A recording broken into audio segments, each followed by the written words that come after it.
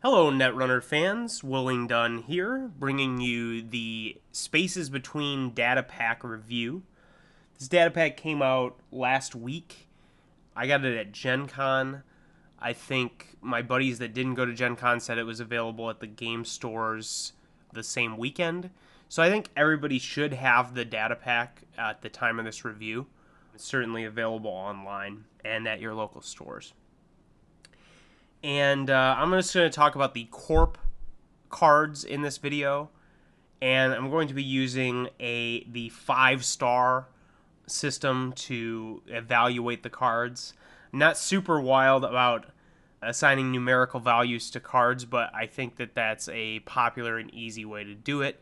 So take these numbers with a grain of salt. So let's get right into it. The first card we have is a new HB identity, which I was kind of lukewarm about when I saw it in the pack. It's the Foundry, and it has the tagline, "Refining the Process." It's a 4515 ID, and it's a division. And the first time you res a piece of ice each turn, you may search R&D for another copy of that ice, reveal it, and add it to HQ. So we have this deck thinning, and additional ice tutoring ability built into the ID. It seems powerful, but I'm really just not convinced that this is going to be better than some of the IDs that HB already has. And like I said, I was kind of lukewarm when I saw that there was a new HB ID in the pack. I think this is a neat ability, so I kind of like the card. But I think HB doesn't need any more identities to be a competitive faction. I mean, I would say they already have 3, at least tier 1.5, if not tier 1 IDs, which are Engineering the Future, Cerebral Imaging, and Stronger Together. All 3 of these are really good, with Stronger Together being the emerging archetype. So, about the Foundry. The most obvious thing that I see with this is the Next and the Grail Ice. Particularly the Grail Ice, since the Grail Ice's abilities work on having more ice in your hand. So having a second copy of the ice in your hand is going to work well with the Grail Ice you have in play. The next ice obviously gets stronger if you have more of them, so being able to find additional copies. The other thing that's worth noting is that the ability works the first time you do it each turn. So right now we don't have a lot of good ways to res ice on our own turn as the corporation. There are a few ways. It's worth noting that you could use this ability on your own turn and your opponent's turn. The other thing I've seen people try to do, and this occurred to me as well, was using mutate. Because the problem with mutate is that if you play standard kind of defensive ice, like say Quandary or something like that, and you have mutate in your deck, you might mutate into the Quandary, and then it'd be not only a waste of influence and money, but also clicks. I mean, it just really isn't worth it.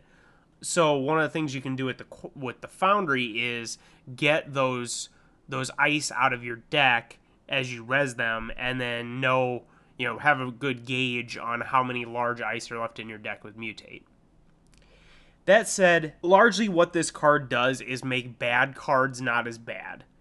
And I don't really see this being a metagame definer. I think everything this deck can do, you can do with the other IDs maybe better. I do think the Foundry will have a place in the game, but for now, this isn't knocking my socks off. I'm going to give it a 2.5. The next card is the first of the currents, and I'm just going to explain briefly how the current system works if you haven't seen it yet.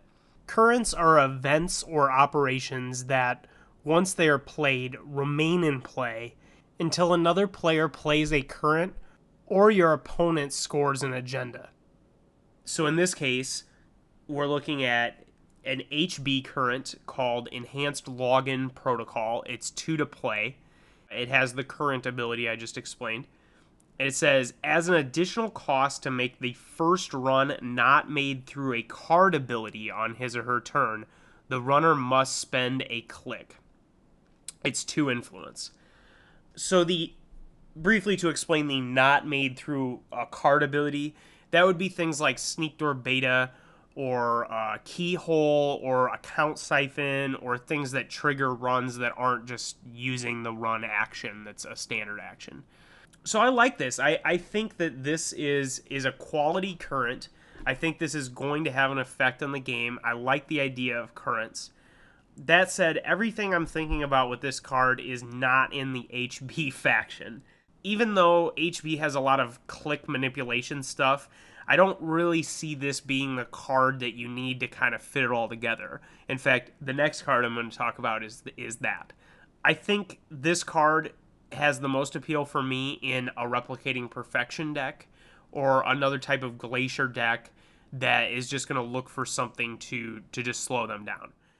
It's worth noting that the ability does not work with the next card I'm going to talk about, and it just doesn't interact all that well with the click loss abilities of HB.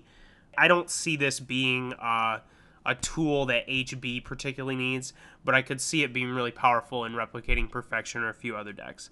I'm going to give it a 3.5, a good card, a nice start to the currents. The next card we have is Heinlein Grid, and I'm pretty excited about this card. It's an HB upgrade. It's a region. It's 3 to res, and it's 3 to trash, 2 influence. If the runner loses or spends a click during a run on this server, he or she loses all credits in his or her credit pool. So all credits being lost, that's a powerful effect. And HB has a lot of quality ways to make them spend or lose clicks, namely the Bioroids. So this card, I think, is the card that Stronger Together has been looking for to be extremely powerful. There's another card in the pack I'm going to talk about for Stronger Together as well, but I think this is really the thing that we've been looking for Stronger Together. The 3 trash cost kind of sucks, and the fact that its ability is really, really narrow, that's going to hold this card back. But the fact that it pretty obviously fits into an existing deck design, and Stronger Together is my kind of pet project or one of my favorite ideas in the game so far. I've been playing Stronger Together kind of casually on Octagon for maybe 4 to 6 months, and I've tried a lot of things to make it work, and seeing this card made me very excited because I think this is what we've been looking for. It's worth noting that this card works with non-Bioroids. It works with anything that causes them to lose a click. The only thing I can think of that isn't either an upgrade or ice is False Lead.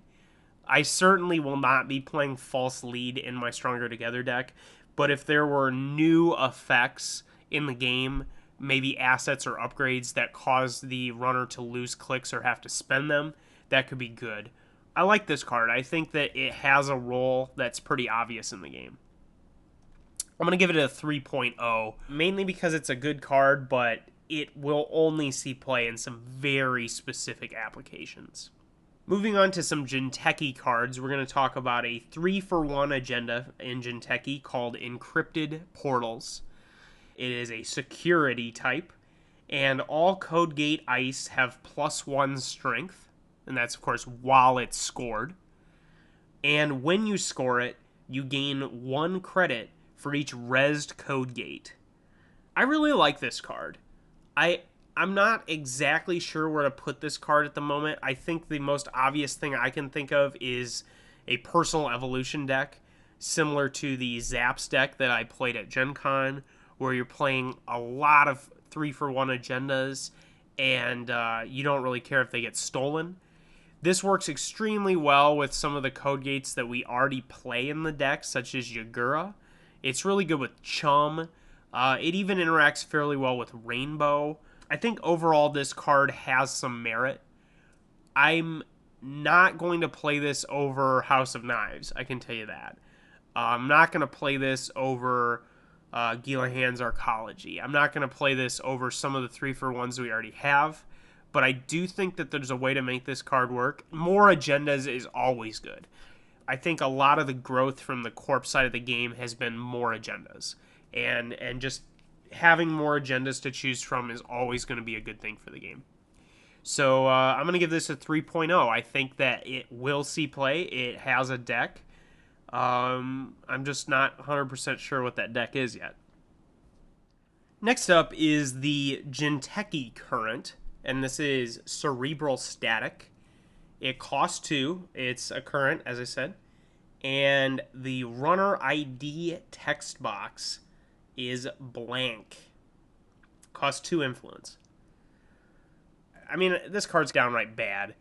I think that there are maybe some situations where this card could see play. I think in the future, we might see this card having some power, but I really don't see this being a card that anyone's going to play at the moment. It is incredibly situational. There are a handful of runner IDs that it just does absolutely nothing against.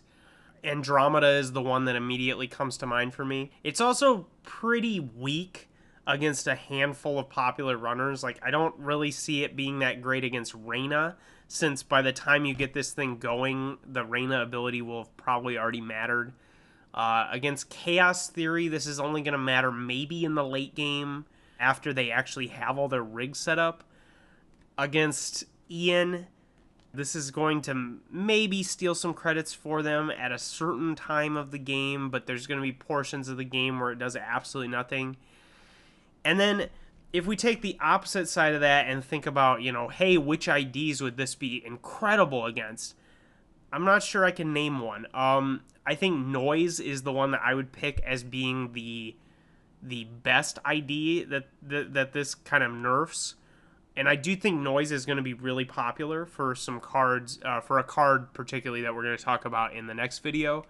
But I really don't see this being worth including in your deck. I just, as of now, this card seems like the type of card that would address a very specific weakness, and I'm not sure that weakness exists in any deck. So I'm going to give this a 1.5. I'm not going to give it the worst possible review because I see that it could do something, but as of now, I'm not convinced. The next card, I think, is one of the stars of the pack. It is the NBN Current, and it's called Targeted Marketing. It allows you to name a card, gain 10 credits whenever a copy of that card is installed or played. That's powerful. I really, really like this effect. It reminds me of Meddling Mage from Magic the Gathering. I really like this effect. That said, I am not sure how good this card is going to be. I think that this card is going to see play. I'm not 100% that it's going to be good. The biggest thing I think this card has going for it is its 0 play cost and its 1 influence. So we're going to be able to squeeze this into a bunch of non-NBN decks, and it's going to do something really, really good. I could see a deck that is, specifically having trouble with one card, whether it's Parasite or Account Siphon or what have you. They'll be able to play this and name the card. I think this is the best current in the pack, but at the same time, I'm really just not sure how good this card is going to be. I'm going to give it a high ranking because I think that it's going to see a lot of play, and I think there's going to be a lot of people working with it. I personally will be trying to squeeze it in a ton of my decks, but I'm not 100% on this card. I do think that if we see runner currents that are really, really strong, this is an incredible way to deal with them. So yeah, I like this card. I think it's got a lot of potential, and I'm anxious to see what people end up doing with this card. I'm going to give it a 4.0. The next card is, I think, the only piece of ice in the pack.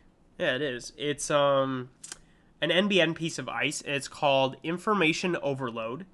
It's 6 to res, 2 influence, and 4 strength.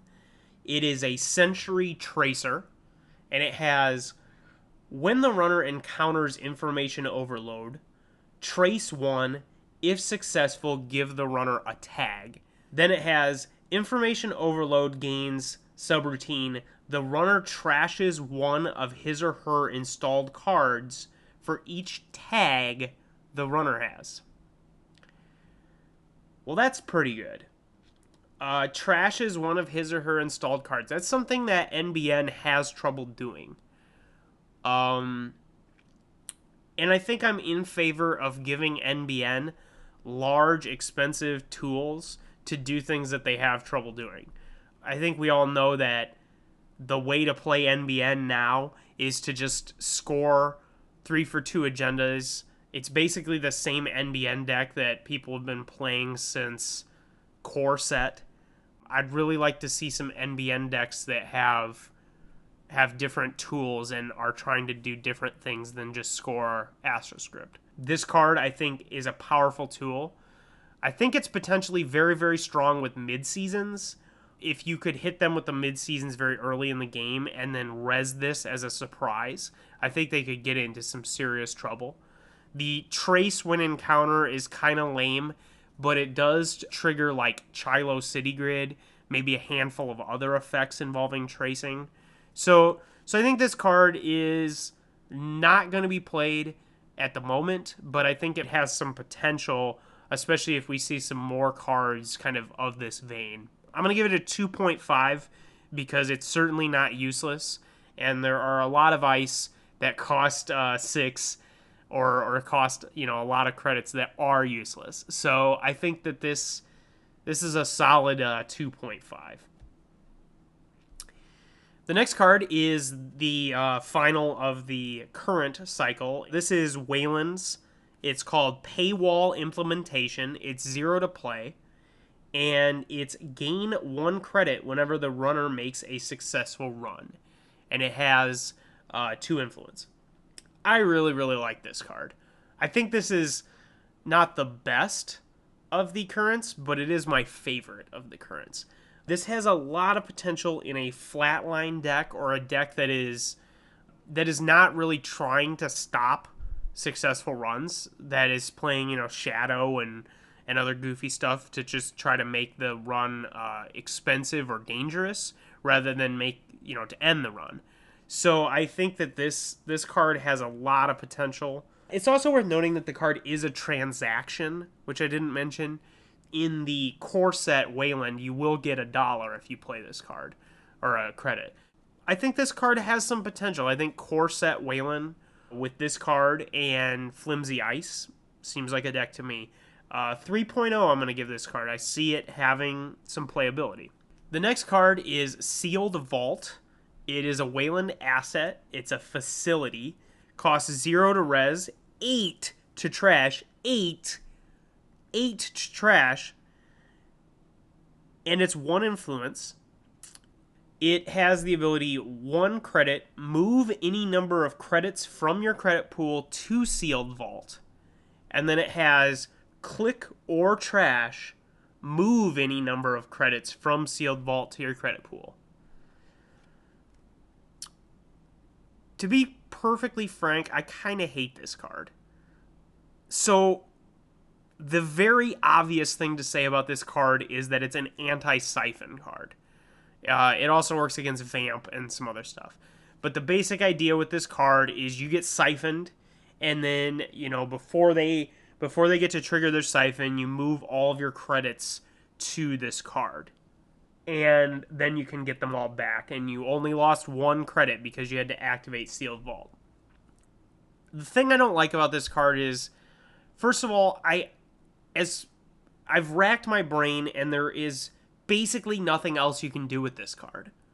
Maybe when the big box comes out, there will be effects that are based on having credits somewhere, or having a number of counters or credits on some card. I could see maybe this card having more use later, but for now, this card is basically counter target account siphon. And I really just hate the idea of playing a card in your deck that is so single-mindedly against one effect in the game. Um, that said, I think people will play this card because Account Siphon is so dominant. But I just, overall, I can't stand the idea of this card being like something you have to play. I've heard people equate this to Plascrete Carapace on the runner side, where you have to play this very narrow effect to deal with basically only Scorched Earth. Ugh. I mean, I see the point that that folks are making with this, but I'm not convinced it's quite the same. I really don't like this card. I think if this card would be neutral, maybe we'd talk. I don't know. I'm not going to spend influence on this card unless this card does something other than nerf Siphon. I think you can just play well against Account Siphon, and you're going to lose maybe 1 in 4 games, but including this card, is that going to help? I'm not sure. I really don't like this card. I am very dismissive of this card. I'm going to give it a 1, just because I see what the card does. I understand that it's going to be usable, but I really just don't like the idea, or I don't even really like the flavor of the card. I really don't like this card. This is one of my least favorite cards I've seen in a long time. Moving on to a more positive note, we have an agenda, neutral one at that. It's unique, and it's called Eden Fragment. It's a 5 for 3. It's a source type. Ooh. And it says, ignore the cost of the first piece of ice you install each turn. Limit 1 per deck. I really, really, really like these limit 1 per deck cards. I think printing the number of the card that you can play on the card is not a bad idea, as long as it doesn't get completely overdone. So I really like the idea of limit 1 per deck. And I think limit 1 per deck is both thematically and mechanically really, really good at the 3-point agendas. Because I think the 3-point agendas are supposed to be kind of the master plans, the big agendas, and having these unique ones that do something very specific and powerful is really good. We've seen a spoiled cycle of these, and I'm not going to discuss what the other ones do in case you haven't seen those. This one, it's fair to say this one is not the best of them, but the effect is really, really good. This card is for sure in my Bioroids deck. I think there will be Wayland Glacier decks and HB Glacier decks, and possibly even Replicating Perfection, but probably not, that are going to want this card.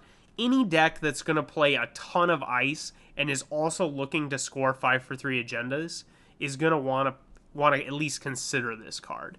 It is potentially a huge money saver in the late game, and it's a 5 for 3 agenda. And a lot of factions, you just don't have enough 5 for 3s that are good. In the Bioroids deck, like, you have Priority Requisition, which is amazing, and then you have Project Wotan, which is not amazing. Is one of the Project Wotans going to be better as Eden Fragment? Probably is where I'm at. So I think the way I'm looking at this new cycle of 5 for 3s is that they're going to replace bad 5 for 3s that we're already playing.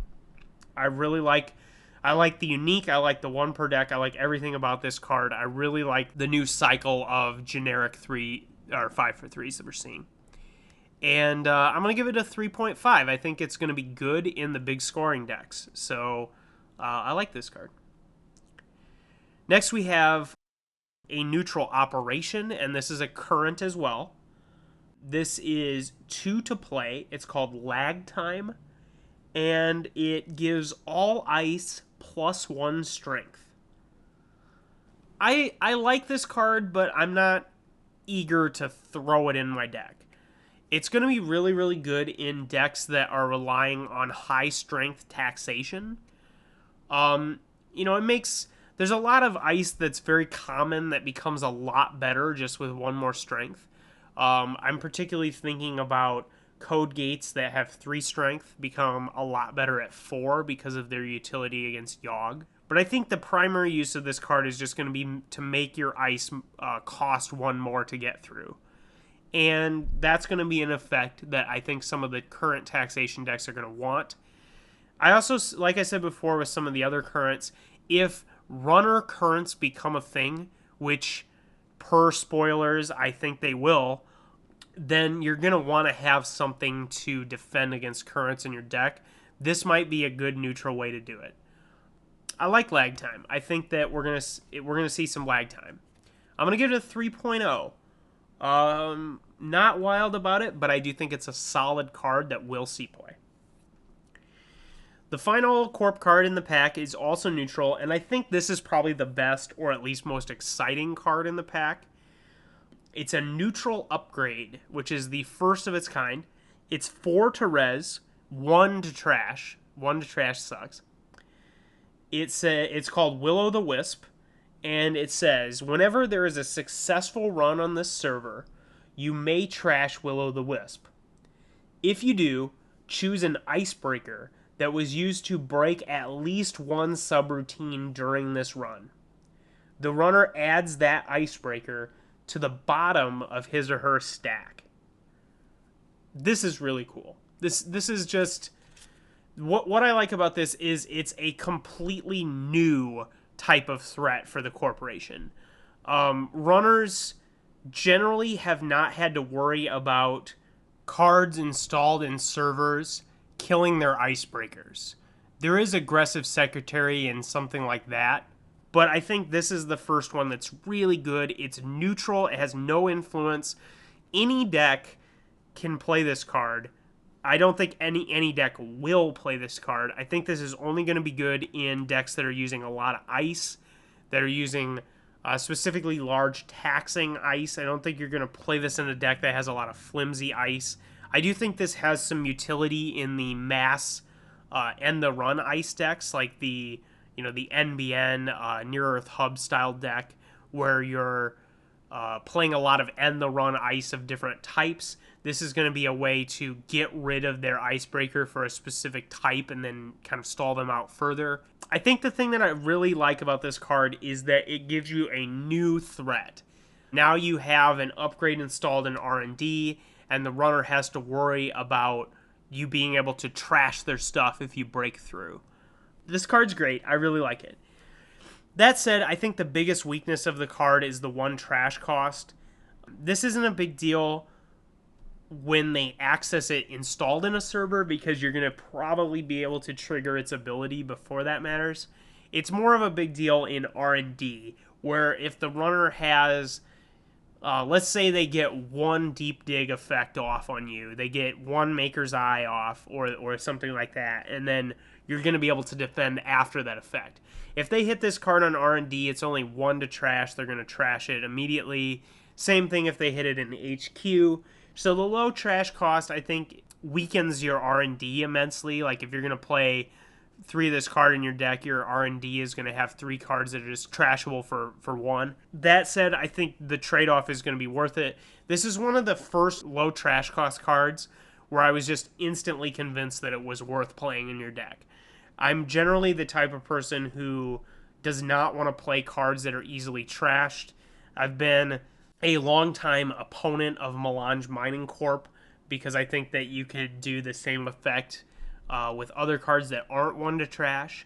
But I think since this has such a unique and a powerful effect, this is going to be worth it at the 1 trash cost. The 4 res cost is quite a bit, but I think given what the effect does, it's going to be worth it. And, this, just the idea that the runner is going to have to respect upgrades in the way that they respect assets and ice is very exciting to me.